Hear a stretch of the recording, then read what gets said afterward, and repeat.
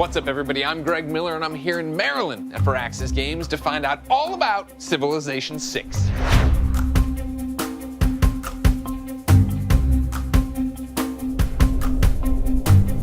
Is Civilization 6 the best one yet? No pressure.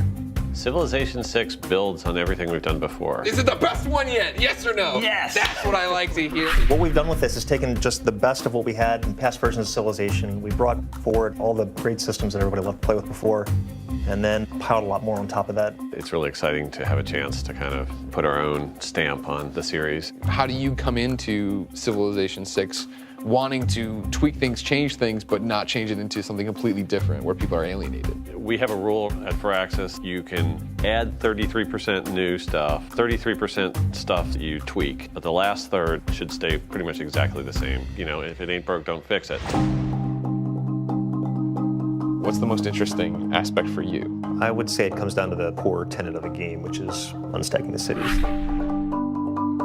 In Civ 5 and Civ games, all the buildings and all the sort of economy stuff you have in your city is all kind of crammed into this city center tile. And the idea with districts that Ed had was to take some of that and put it out on the map. And so each city kind of takes on its own personality. So it's very clear what that city does. You can see, I have a library, I have a university, or I have a temple. It changes just about everything. Every time you plop down a settler, you're not just looking at the resources, you're looking at everything around it. Because your city gets specialized based on what you're seeing on the map. Not just aesthetically, but in terms of the gameplay. I'm reading the map in a way that I have never done before. We have chosen our leaders this time in order to come up with the people who are the biggest personalities.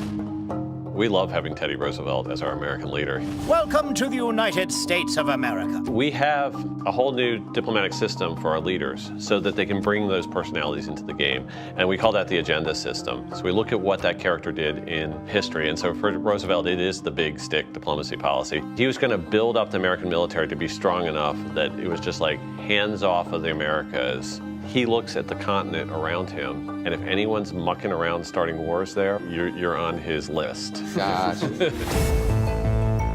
We've talked a lot about, Civilization 6 is doing this, it's gonna be great, it's gonna be great. All these things are gonna be great, we get it. But what I wanna know is, what is the riskiest thing you've done? We rebuilt the game engine entirely. We had all these things working in Civ 5, and we're just like, out the window. And it actually has worked out well enough that when we get to talking about modability, people are gonna go nuts with how much power we're gonna put in place. Civ 5 came out, critically acclaimed, everybody likes it, but they're like, well, I feel like I'm using military more than I'm ever using diplomacy. And then as the expansions comes out, it feels like you guys are addressing those concerns. Is that how you guys develop based on what people are saying and seeing how people play the game and move it all together that way? We absolutely spend more time than the fans think reading those forums.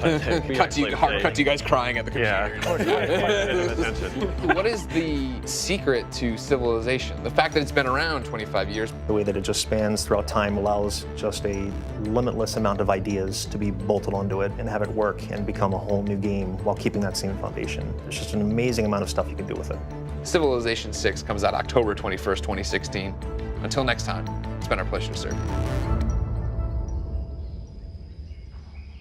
We're a very collaborative team here. We spend a lot of time concepting. I get ideas from the art team, I take them to the design team, and we just go back and forth. That's why everybody likes our games, I think.